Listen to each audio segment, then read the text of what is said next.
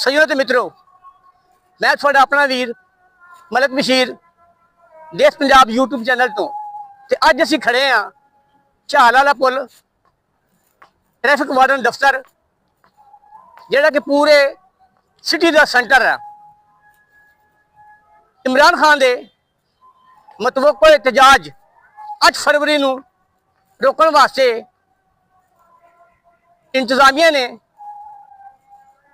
ਕੰਟੇਨਰਾਂ ਦੀ ਪਕੜ ਦਕੜ ਦਾ ਸਿਲਸਿਲਾ ਸ਼ੁਰੂ ਕੀਤਾ ਹੋਇਆ ਵਾ।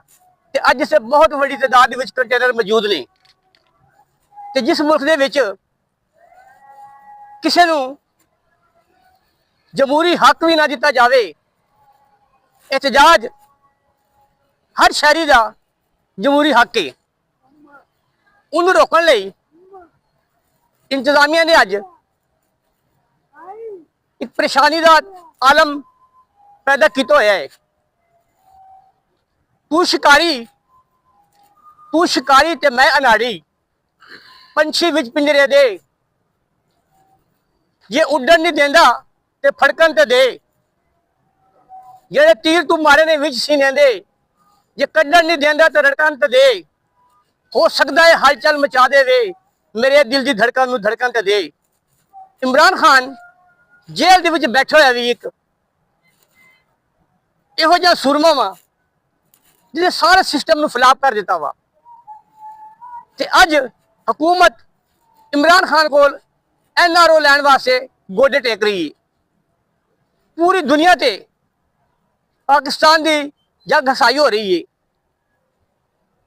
ਜਿਸ ਮੁਲਕ ਦੇ ਵਿੱਚ ਕਿਸੇ ਸ਼ਹਿਰੀ ਨੂੰ ਬੋਲਣ ਦਾ ਜਮਹੂਰੀ ਹੱਕ ਵੀ ਨਾ ਦਿੱਤਾ ਜਾਵੇ, ਤੇ ਉਹਨੂੰ ਅਸੀਂ ਕਹਿੰਦੇ ਆ ਹੀ ਇਜ਼ ਨਾਟ ਕਾਲਡ ਡੈਮੋਕ੍ਰੇਸੀ। ਸਾਡੇ ਨਾਲ ਇਸ ਟਾਈਮ ਕੰਟੇਨਰਾਂ ਦੇ ਡਰਾਈਵਰ, ਕੰਡਕਟਰ ਤੇ ਮਾਲਕਾਨ ਮੌਜੂਦ ਨੇ, ਤੇ ਆਓ ਉਹਨਾਂ ਨਾਲ ਗੱਲ ਕਰਨੇ ਆ। ਅੱਗੇ ਜੀ ਤੇ ਜੀ ਤੁਸੀਂ ਗੱਲ ਕਰੋਗੇ ਕੋਈ?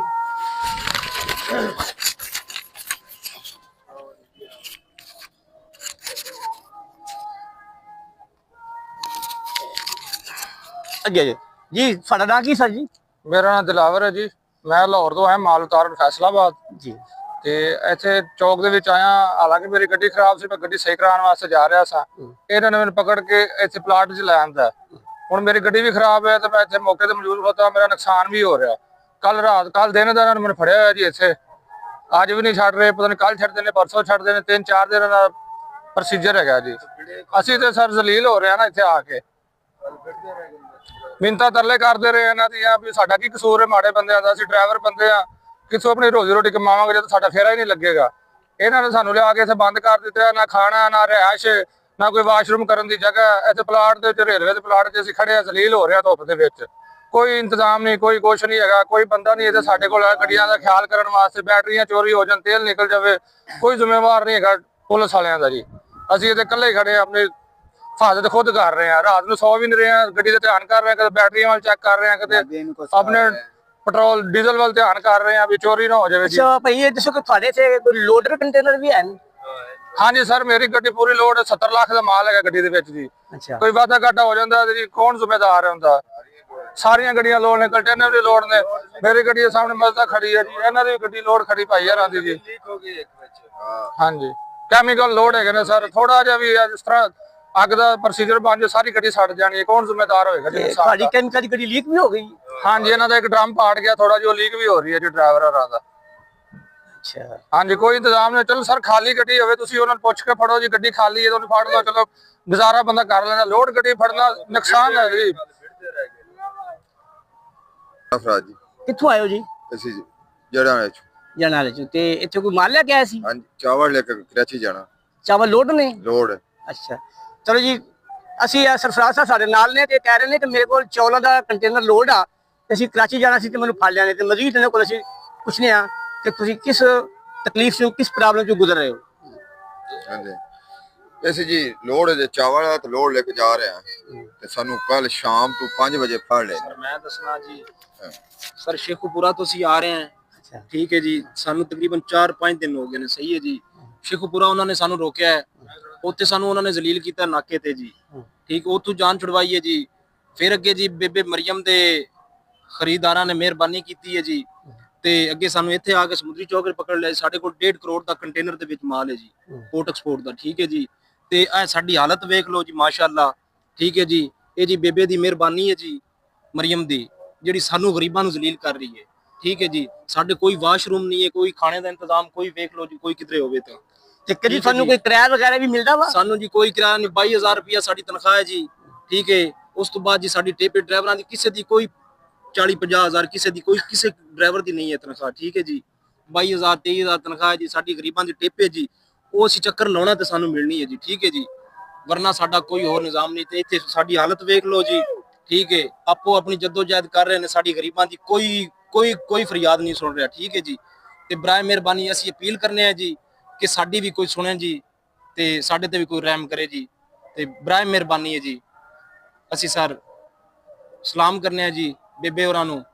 ਠੀਕ ਹੈ ਜੀ, ਤੇ ਬਰਾਏ ਮਿਹਰਬਾਨੀ ਹੈ ਸਰ ਤੁਹਾਡੀ ਵੀ, ਅਗਰ ਸਾਡੀ ਸੁਣੀ ਜਾਵੇ ਤੇ ਸਾਡੀ ਜਾਨ ਛੁਡਵਾ ਦਿਓ ਜੀ। ਔਰ ਇਹਨਾਂ ਕੰਟੇਨਰ ਦੇ ਡਰਾਈਵਰ, ਕੰਡਕਟਰਾਂ ਤੇ ਮਾਲਕਾਂ ਦੇ ਰਾਏ ਲਈਏ ਤੇ ਉਹਨਾਂ ਨੇ ਇਹ ਆਖਿਆ ਵਾ ਕਿ ਅਸੀਂ ਪੰਜਾਬ ਦੀ ਪ੍ਰਧਾਨ ਮਰੀਮ ਨਵਾਜ਼ ਨੂੰ ਸਲੂਟ ਕਰਦੇ ਹਾਂ, ਤੇ ਅਸੀਂ ਉਹਨਾਂ ਕੋਲੋਂ ਇਹ ਮੰਗ ਕਰਦੇ ਹਾਂ ਕਿ ਖੁਦਾਰਾ ਸਾਡੇ ਕੰਟੇਨਰਾਂ ਦੀ ਇਸ ਤਰ੍ਹਾਂ ਪਕੜ ਧੱਕੜ ਨਾ ਕੀਤੀ ਜਾਵੇ। ਇੱਕ ਸਾਹਿਬ ਨੇ ਦੱਸਿਆ ਕਿ ਮੇਰਾ ਕੰਟੇਨਰ ਕਰੋੜਾਂ ਦਾ ਮਾਲ ਵਿੱਚ ਕੈਮੀਕਲ, ਤੇ ਇੱਕ ਡਰਮ ਵੀ ਲੀਕ ਹੋ ਗਿਆ ਹੈ, ਤੇ ਜੋ ਕਿ ਮਸਲਾ ਬਣ ਗਿਆ ਤੇ ਉਹਦਾ ਜ਼ਿੰਮੇਦਾਰ ਕੌਣ ਹੋਏਗਾ? ਇਹਨਾਂ ਨੇ ਪੰਜਾਬ ਦੀ ਪ੍ਰਧਾਨ ਮਰੀਮ ਨਵਾਜ਼ ਨੂੰ ਇਹ ਮੁਤਾਲਬਾ ਕੀਤਾ ਹੈ ਕਿ ਖੁਦਾਰਾ ਜਮਹੂਰੀਅਤ ਦੇ ਵਿੱਚ ਇੰਜ ਨਹੀਂ ਹੁੰਦਾ ਕਿ ਬਿਲਾ ਜਵਾਜ਼ ਪਕੜ ਧੱਕੜ ਸ਼ੁਰੂ ਕਰਕੇ ਕੰਟੇਨਰਾਂ ਨੂੰ ਤੇ ਉਹਨਾਂ ਦੇ ਮਾਲਕਾਂ ਨੂੰ, ਇਹਨਾਂ ਨਾਲ ਜੁੜੇ ਹੋਏ ਕਈ ਘਰ ਨੇ ਜਿਨ੍ਹਾਂ ਦੇ ਰੋਟੀ ਟੁਕਦਾ ਇਹ ਸਬਬ ਨੇ, ਉਹਨਾਂ ਨੂੰ ਫਾਟਿਆਂ ਤੇ ਮਜਬੂਰ ਕੀਤਾ ਜਾਏ। ਇਤਜਾਜ ਨੂੰ ਰੋਕਣ ਦਾ ਹੋਰ ਵੀ ਬਹੁਤ ਸਾਰੇ ਤਰੀਕੇ ਨੇ। ਅਗਰ ਕੋਈ ਸ਼ਹਿਰੀ, ਅਗਰ ਕੋਈ ਸਿਆਸੀ ਜਮਾਤ, ਸਿਆਸੀ ਤਨਜ਼ੀਮ ਪੁਰਅਮਨ ਇਤਜਾਜ ਕਰਦੀ ਹੈ ਤੇ ਕਨਸਟੀਟਿਊਸ਼ਨ ਆਫ ਪਾਕਿਸਤਾਨ ਪੁਰਅਮਨ ਇਤਜਾਜ ਦੀ ਇਜਾਜ਼ਤ ਦਿੰਦਾ ਵਾ, ਤੇ ਪਕੜ ਧੱਕੜ ਦੀ ਕੀ ਲੋੜ ਆ? ਜੇ ਤੁਹਾਡੇ ਉੱਤੇ ਇੰਨਾ ਹੀ ਇਮਰਾਨ ਖਾਨ ਦਾ ਖੌਫ ਹੈ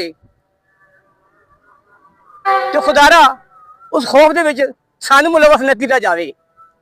ਜੀਵੇ ਜੀਵੇ ਦੇਸ਼ ਪੰਜਾਬ।